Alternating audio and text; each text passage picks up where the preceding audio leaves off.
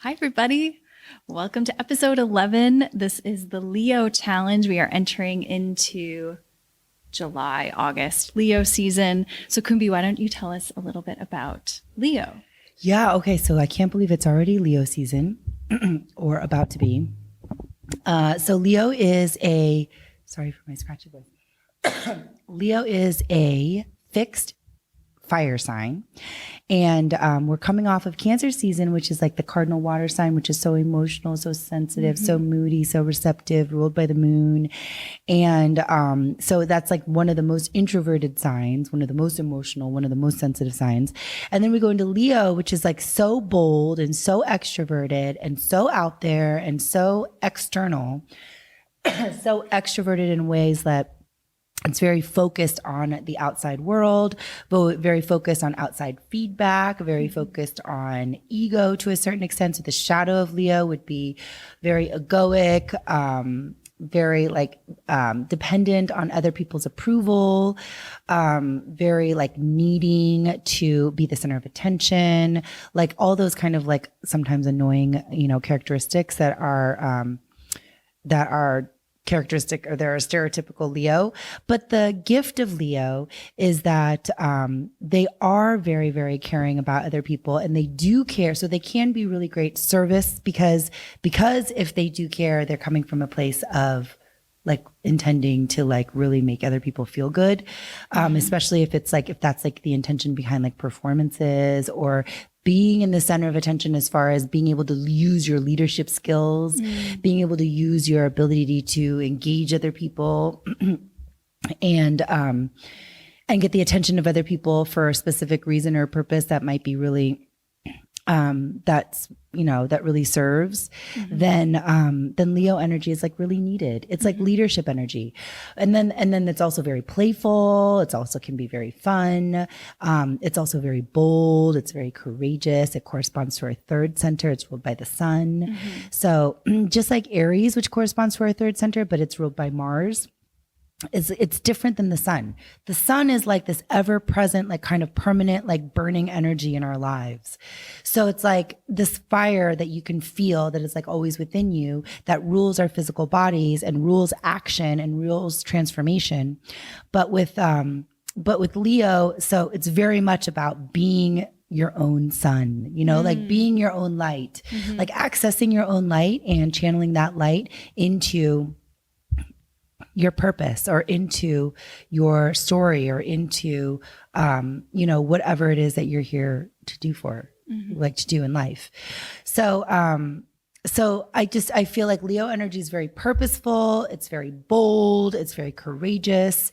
So this is why we are doing the Leo challenge. I mean, think about the lion, like in the Wizard of Oz, it's kind of the classic symbol of courage. So the Leo challenge is all about the courage challenge.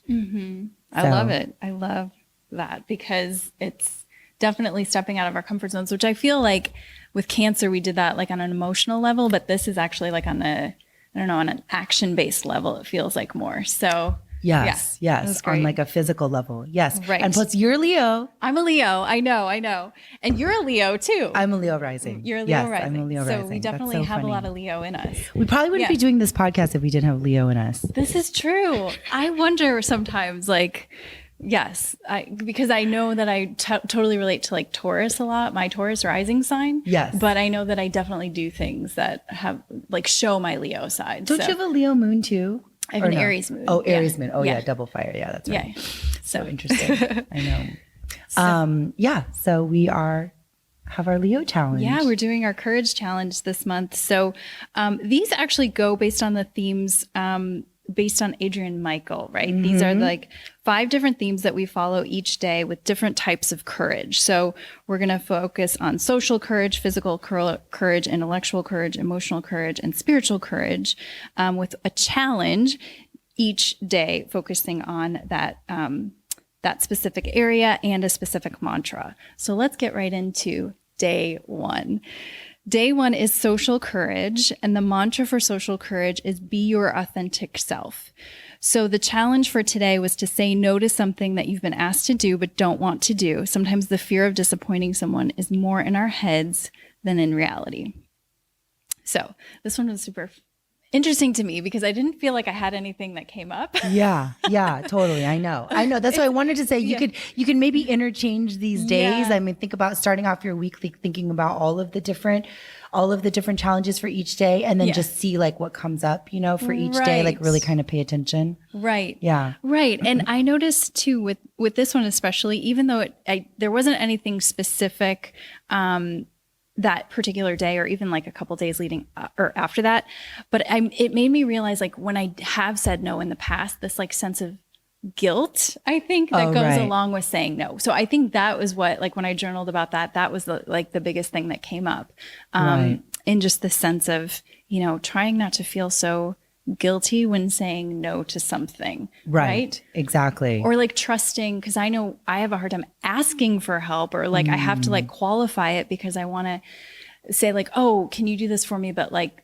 you can say no if you want, like sometimes I do that. And it's like, well, trust that like the person can tell you no if they want to say no. Right. Exactly. Yeah. Right. Like trust them to know to make their own decisions. Exactly. Yeah. Exactly. So that was like the biggest thing for me with this one was just like letting go of the guilt and letting go of like just being okay asking for help, which kind of loops into a different day too. Oh, right. Okay.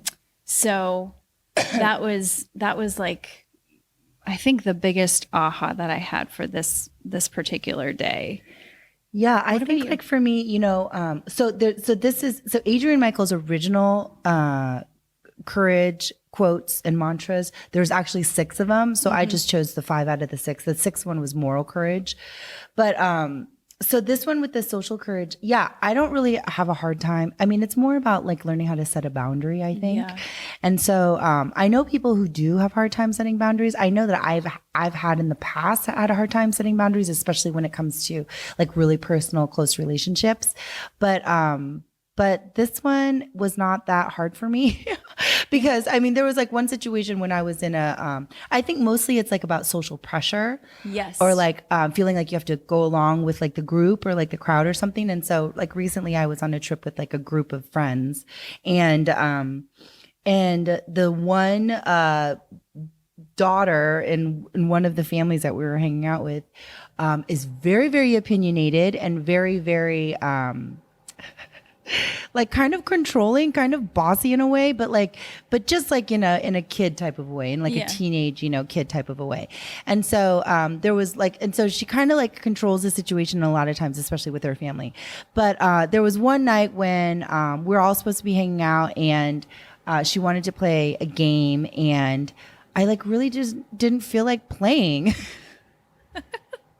So I was really tired and, so it was just like an example. It wasn't an example of like really like practicing tons of courage other than I did feel a little bit bad because I was like, I could tell she was disappointed that I wasn't going to participate. Yeah. But it was literally only like 30 seconds. Right. Of like not of feeling kind of bad. Yeah. Right. But and then it was like a thing like I probably wouldn't have done before where I just I had to remove myself from the group because I was just literally super tired and I just wanted to go to sleep. Yeah. Yeah. So I before probably in the past an old version of me would have tried to would have put pressure on myself to stay up and like, hang with the crowd. Yeah. Yeah. Yeah. So, but totally. That's not as much of a challenge for me. I'm thinking about like that mantra though, be your authentic self.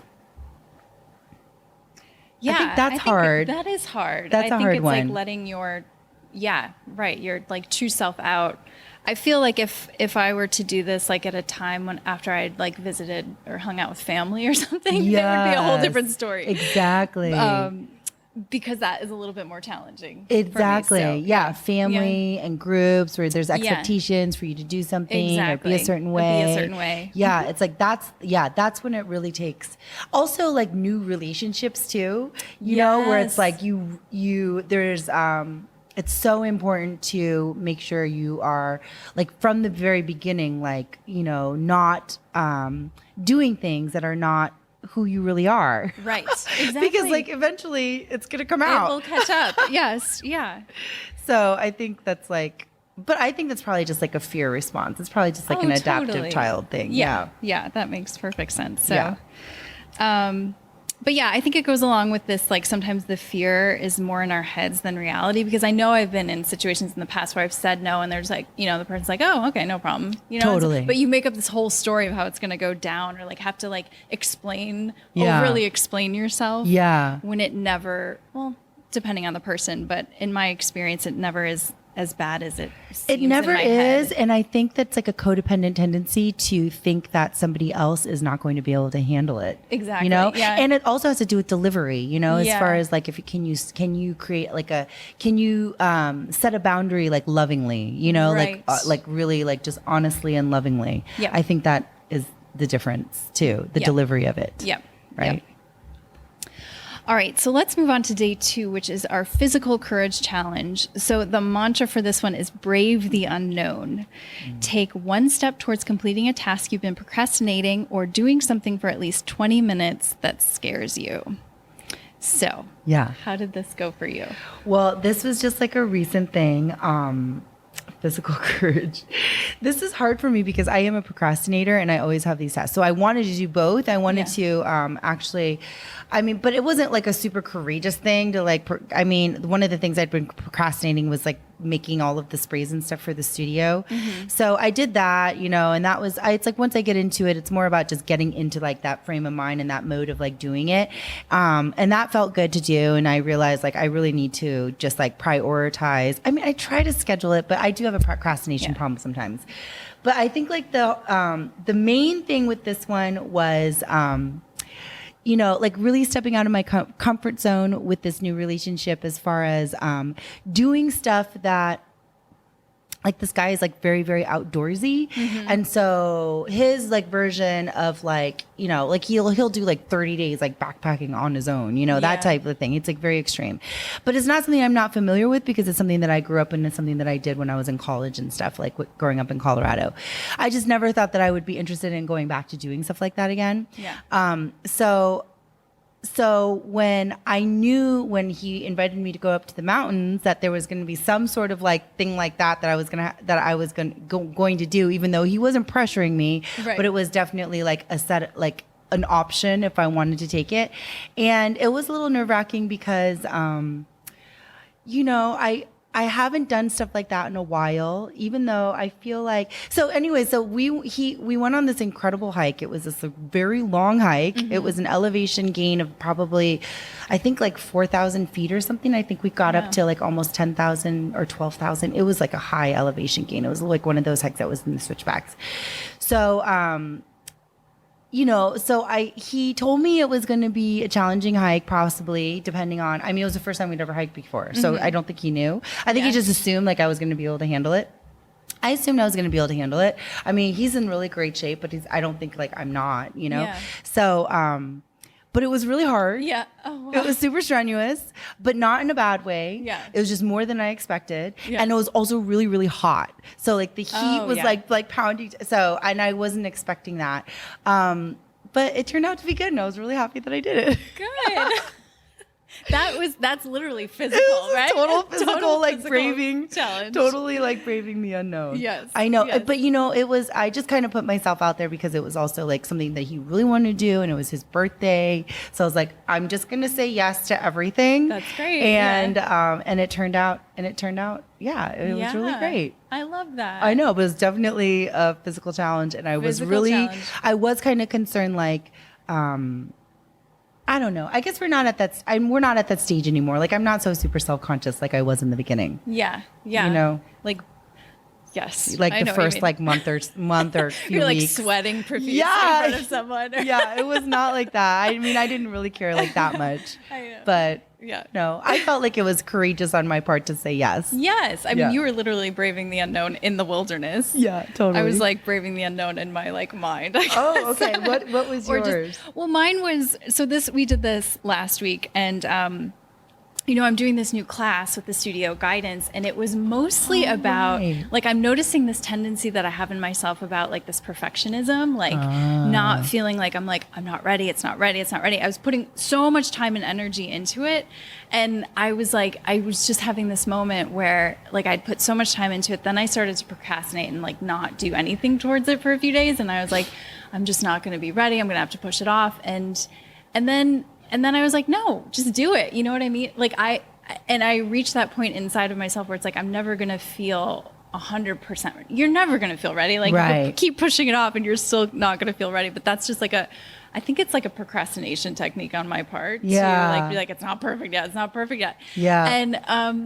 And so I noticed that in myself, and I was like, you know what? I said this date, I'm going to stick to it. And we did it, and it was fun, and it was good. And it's like, you learn as you go. And like that, the other thing is like braving the unknown is like, sometimes I think you just have to do something. And then as you do it, you learn what it's going to be, because in my mind, and like, I feel like I can see it so clearly what I want it to be, but then it's like figuring it out, as it goes and letting it become what it wants to be. I was wondering how it went. Yeah. Did it go as expected, like how you planned, or? No, I mean, yes and no, because I'm still like, well, I'm still trying to get clear on like the overall like idea or theme of the class, like each class. I feel like each class is going to be a little bit different. Yeah. But yes, I think in general it did. Yeah. For sure. So. Oh, that is good. That is brave. That is doing something different. Yeah. And especially that class is totally brand new. Yeah, it's totally different. I mean, I'd done iterations of it, but again, it was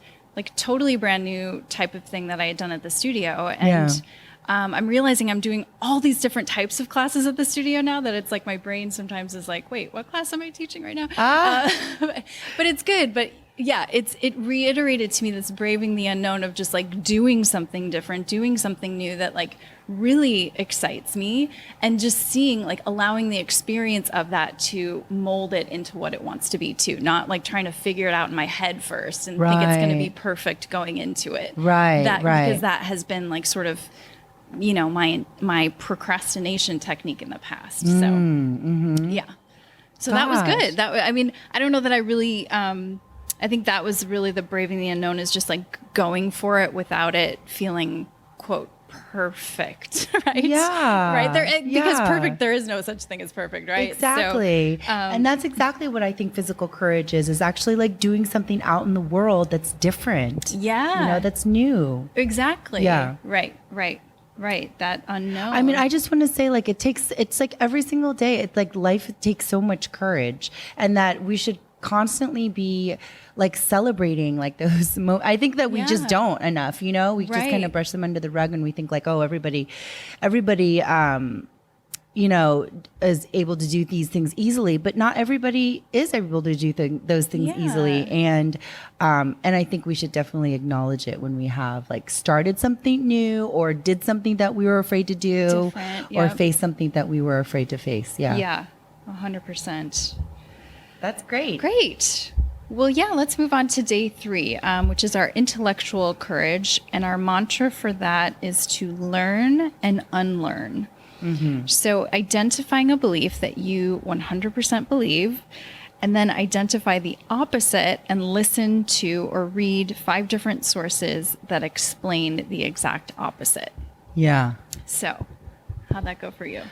Well, okay, this is like an ongoing, I love to do this type of stuff anyways. Like I always am like the devil's advocate, and I like to listen to and like look at different perspectives on something, even, and like curious, like there was one time where when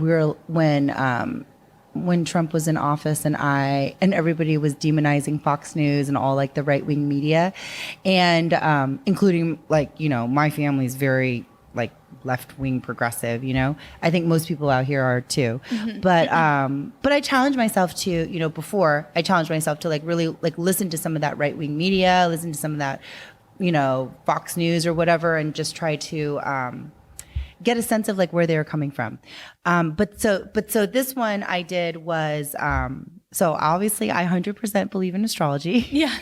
And I don't even believe in it. I just think that I don't think it's a belief. I just think it's like, you know, you either know about it or you don't. Yeah. You're either aware of it or you're not. You're either conscious of it or you're not. Yeah. And so, but I know that there's lots of people out there who discredit astrology as not being something that's legitimate or not being something that's like, you know, I don't know, like a realistic science or something. But the thing is, it's not a science. But there are like some astronomers out there. Like, I don't know if you know Neil deGrasse Tyson, but he like always talks about how he's an astronomer and he kind of like, and it's almost like people who study the stars, like to legitimize saying that, you know, like it's almost like he knows so much about astronomy that he refuses to look at the the poetic like nuance of astrology, which is different. It's not just a science. It's like a science and it's like a mysticism. Yeah. So if you're like a hardcore scientist and all you're looking at is like stars and planets and like, you know, the universe and like physics, or even, but if you go into even quantum physics, I mean, it gets like a little bit murky in there as far as like there is some like mystical elements in there that even like quantum physicists are, can acknowledge. But astronomers are very much like kind of like anti-astrologers. It's really interesting. And so I listened to a couple of his stuff, and then there's one astrology podcast where the guy from the astrology podcast went on a random podcast. I forget what the podcast. It's like two guys. It's about two guys who, it's a very interesting podcast. They like immerse themselves in something for like 30 days or something. So they learn so they were non-astrology people, and they delved into astrology by, first of all, doing this podcast with this astrology podcast host who's like the nerdiest astrologer ever. And looking at it from their perspective, as far as like they had all of the beginner questions, you know, and even like people I know who are interested in astrology, but don't really understand like where it came from, how it came to be. Yeah. They don't understand the difference between astrology and astronomy.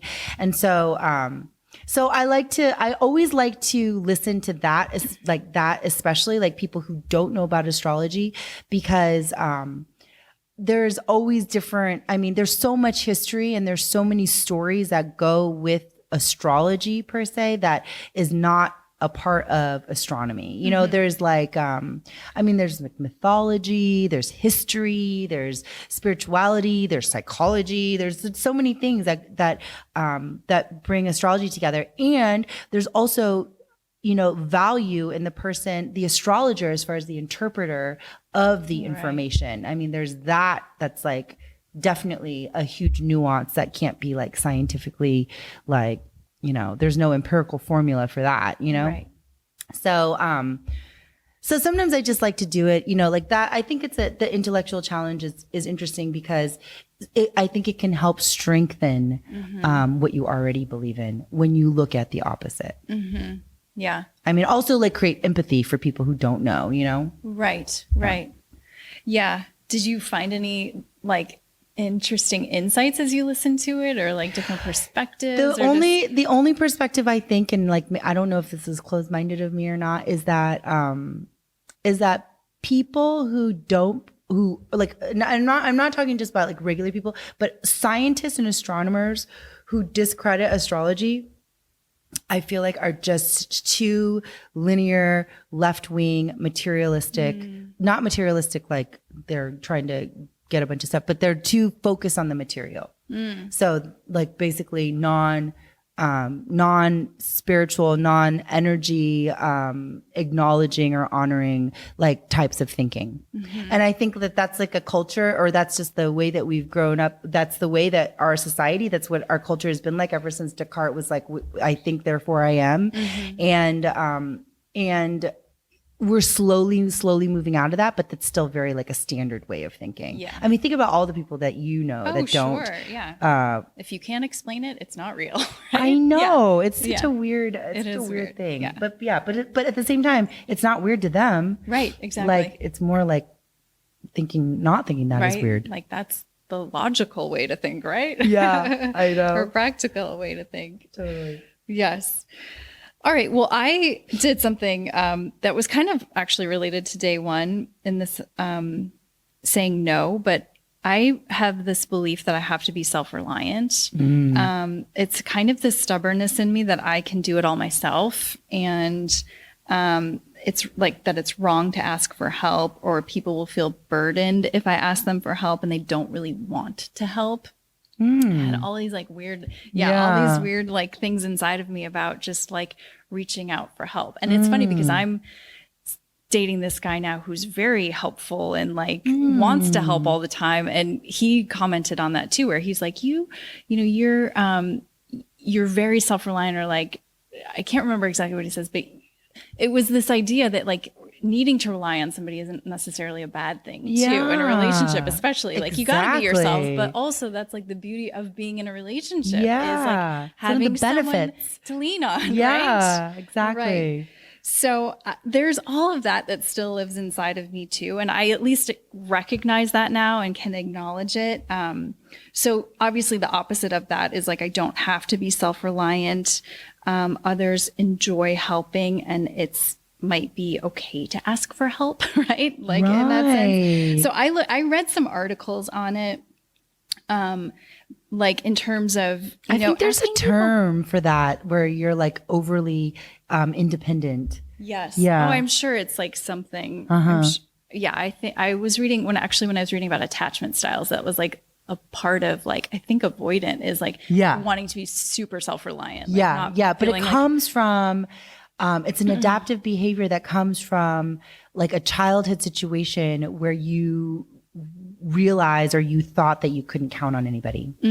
Yeah, that's probably true too. I could see that.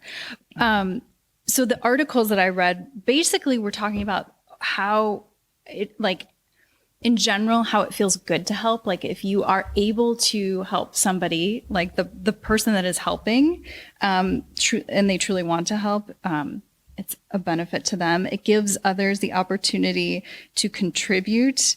It shows confidence in yourself and to admit that you can't do it all. Exactly. So, and smart, that shows that you're smart enough to know what you can and can't do, and then to lean on others, and understanding that doing everything is not the best use of your time. Right. So it's knowing like who's good at something that maybe you may not be good at, and like asking them and trusting when you ask them that if they can't, this is the other thing. If they can't, they will say they can't. Exactly. Right? Exactly. Yeah. So, anyway, what else did I see? Only because I hate that. I mean, I just have to comment about that. I just really do not like it when people make a decision for you because they assume that you're not going to be able to, say what it is that you really want.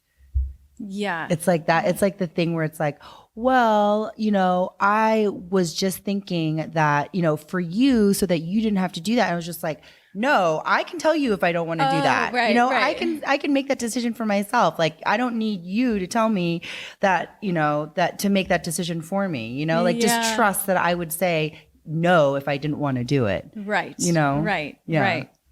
Yeah. I mean, I think it comes back to this idea of like community too. I've been like reading a lot about that, but like how, like the importance of having a community in your life, whether that be through the studio or like a community of friends or, wherever, like an extracurricular activity, but like we're not meant to do life on our own. And I think sometimes I can fall into that, like I'll just do it all on my own. And I can sort of have that like lone wolf quality about me. And so I think in general with like, this all coming up and then, starting this relationship and just realizing that like, sometimes when I feel overwhelmed, like it's okay to ask for help. In fact, it's like it's a sign of a mature mindset to ask for help. And then people that love you want to help you. They want to help. That it's like a way of like connecting. People really want to help, and you're allowing other people to sort of shine with their own talents and abilities, and they will feel good helping. So, totally. So, that's nice. Anyway, That's it was good how that sort of tied into my day one too. So that felt like it really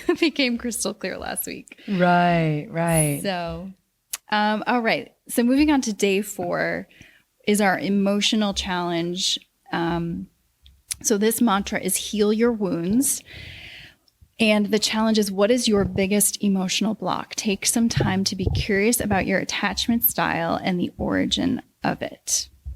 So, and we have a link to the different types of attachment styles, so you can read up about those, but curious about what was your biggest emotional block?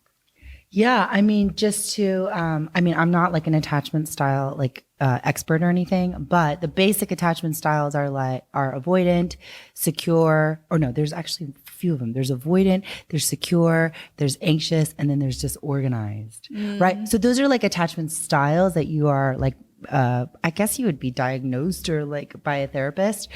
So you can have one of those, but you can have like tendencies towards other things. So I think mostly like if you do like an online quiz or something, or if you have a therapist, you could talk to them.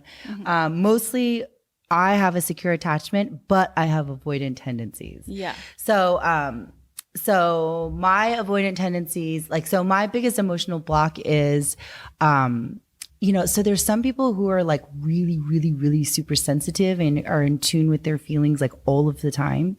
And then there's other people like me who are challenged by feeling feelings all of the time. And there's some sort of dissociative mechanism that was put in place.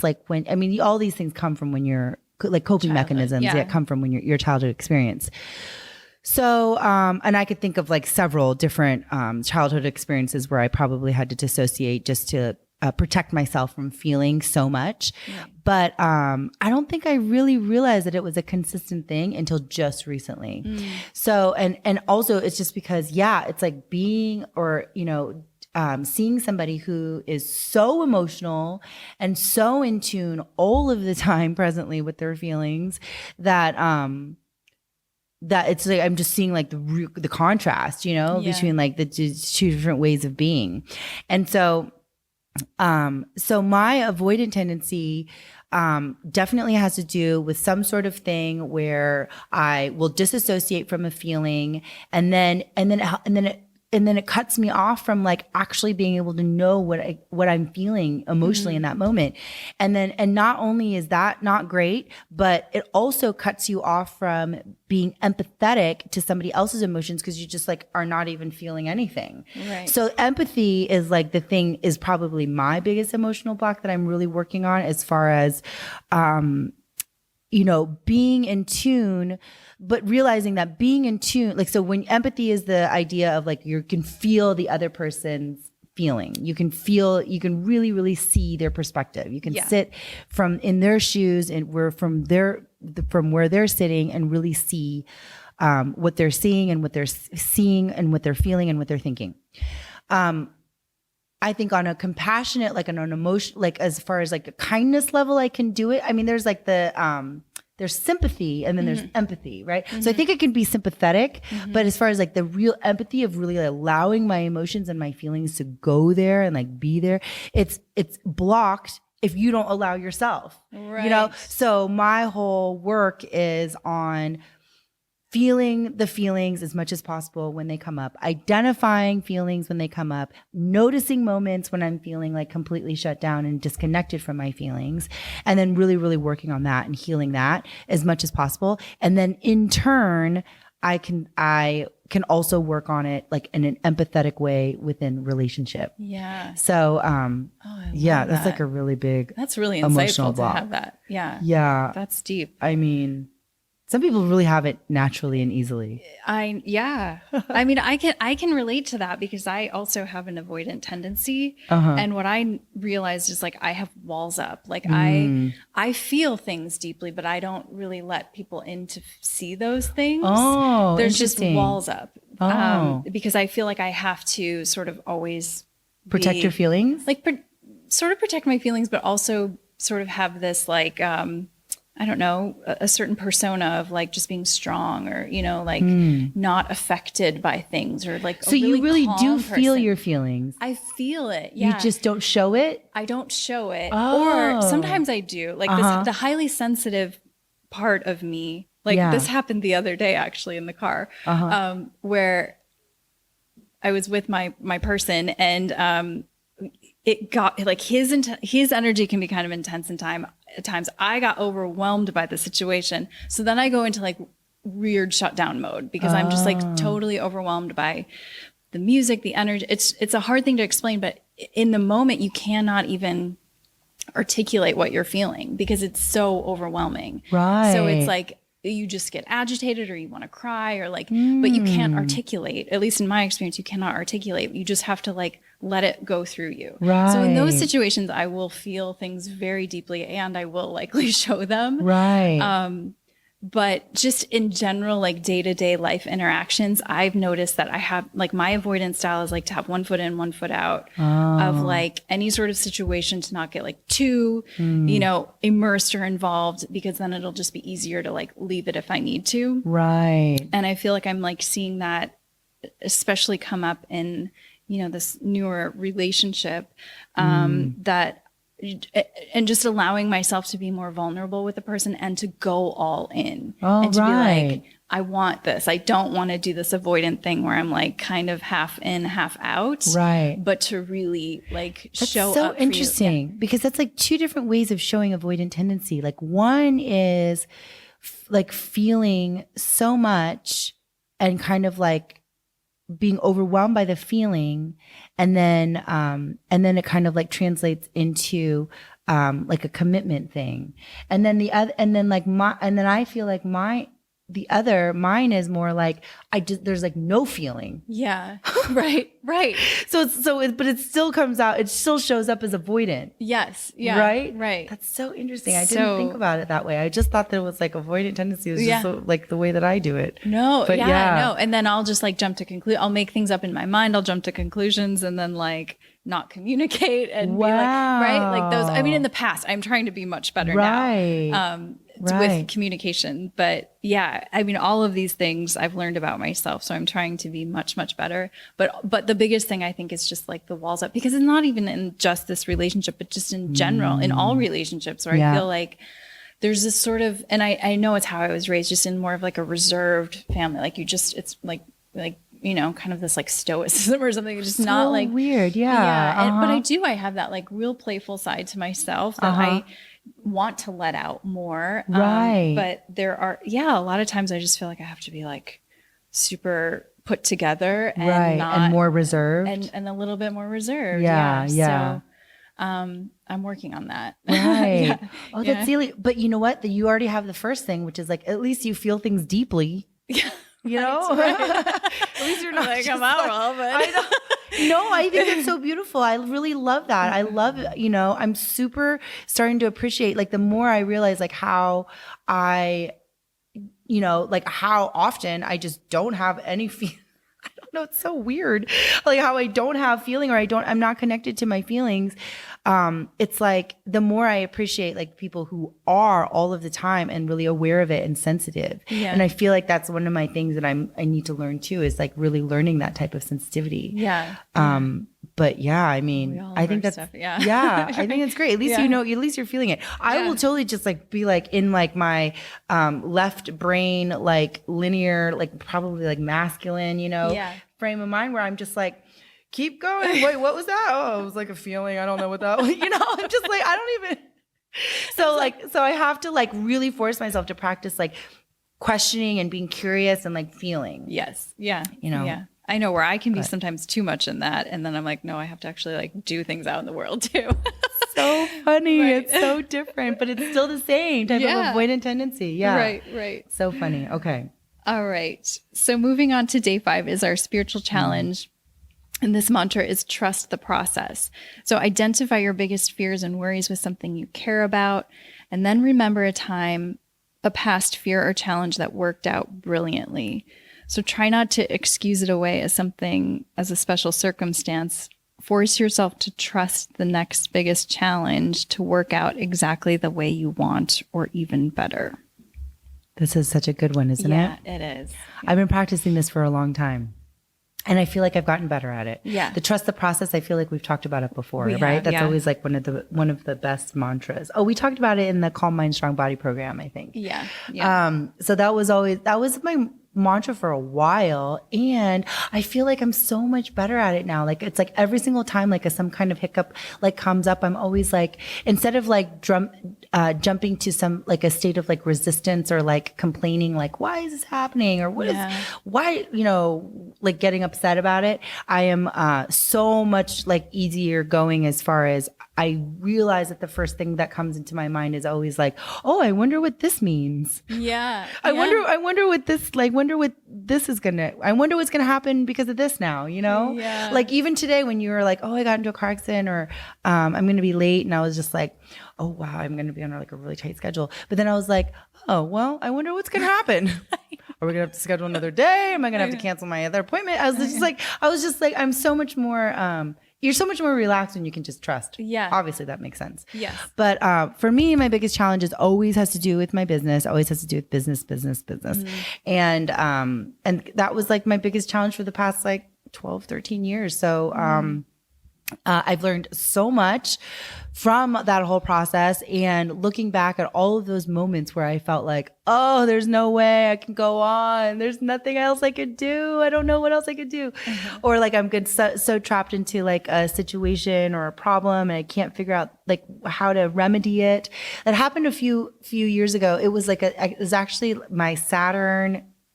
It wasn't my Saturn. It was my Saturn opposition, but where it was like got to the point where in the old studio space, where I hadn't raised my prices in a really, really long time. And I was just like, and I just avoided doing that, figuring out all these different ways to figure out how to compensate for the revenue that I needed to maintain the overhead. And then it was like, I don't know if it was like a psychic or something happened where somebody was just like, just raise your prices. And so it happened again, but that was like 4 years ago, but it's happening, or 4 or 5 years ago. So this is happening again this time around. And I haven't done it yet, but when I did, it was like the biggest, it's like a small little change made the biggest difference. Yeah. And it was like a huge jump for the business, and it helped like free up, funds to do other things, to continue to move forward. It was super, super stress relieving. Yeah. And it was such like a small decision. And for some reason I just couldn't see, I was not looking at it, like when you're trying to figure out a problem and you're like not even looking at like the one simple thing that you can do. Yeah, it's like right in front of you that you can that will like change everything, you know? Yeah. So as I move forward into this new project with this new studio space, I'm really trying to remember that. Yeah. That as much as like I'm not exactly sure, like totally clear about how I'm going to move forward, I'm really trying to keep my eyes open and be present with like what is the actual like possible solution or resolution or insight that I can that I can gain by being present to be able to move forward. Right. But at the moment I still am not seeing it. Yeah. I'm so unclear. But also trusting the process that it'll show itself. Exactly. Yes. Trusting that process. Yes. So. Yeah. Yeah. I've had that with basically with my home. I've been thinking about like moving and my living situation, and my current roommate is moving out in August. And so I was like kind of thinking about getting a place on my own and really wanting that. But then also just a lot of stuff going on that I'm like, I don't know if I'm there yet, or I haven't the time to like look for it. But by the time she's going to move out, so all these things. And it just so happened that another person, she has a friend that is interested in taking this spot in her room. Oh, wow. So it really worked out in that sense that like, I didn't really have to look for anybody. It was just like a thing that happened. But I always get nervous that, because if you're going to be living with somebody, like I'm like, is this going to be a good fit? Like there's just something in me that with everybody, I get a little bit nervous about, but I'm just trusting the process and trusting that like, it's all going to work out the way that it should. Maybe this is just so that she can get into the space. I don't see myself being there like a lot of time longer, but, we'll just see. We'll see where it goes and what happens. But but it's like totally working out. But it is like it has been working out. And I think I look back to a couple years ago when I was sort of that nomad where I was like living from like I totally doing little remember sublets. that. Remember that? I didn't have a space of my own.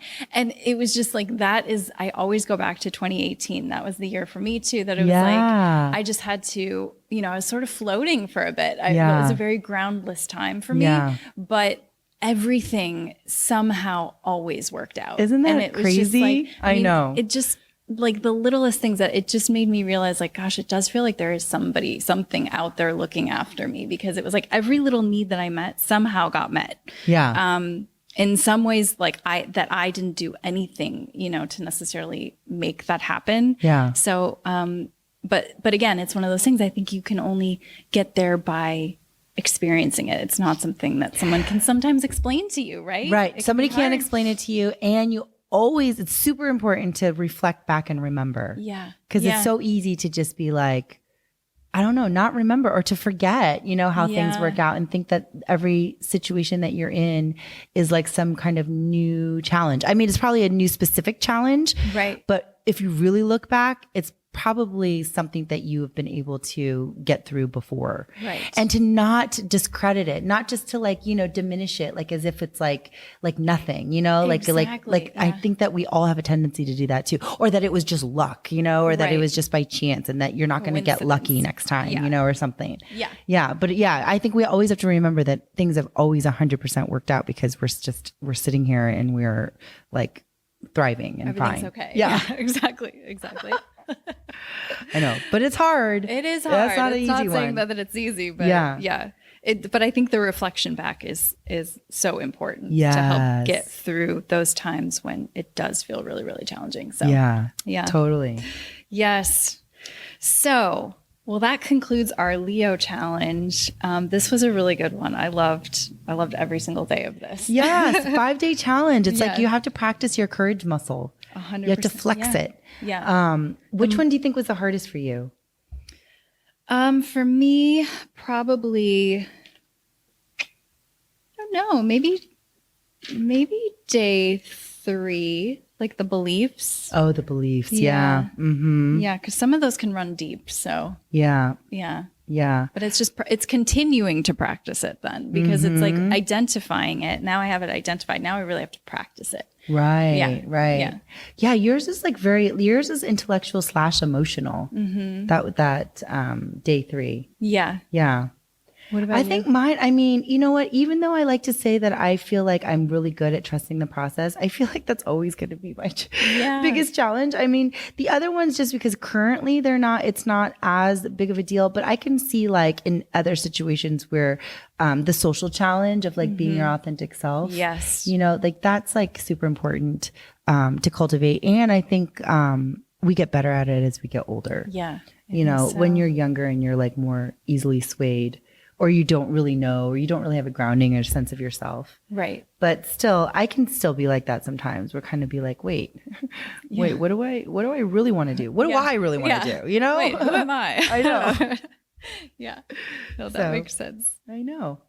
Great. All right. Well, thank you, everybody. I know. Thank you, everybody. And remember that you can mix and match the days. You can mix and match the challenges. If you do want to know about the sixth form of courage, it was the moral courage, which the mantra is do the right thing. Mm-hmm. So I think that's definitely a good one too. But we just had to squeeze this into 5 days. So great.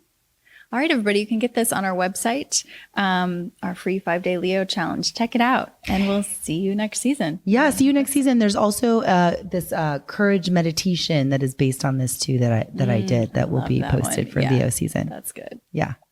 All right. Thanks, everybody. Bye. Bye. Bye. Thanks, Laura. Thanks, Kumi.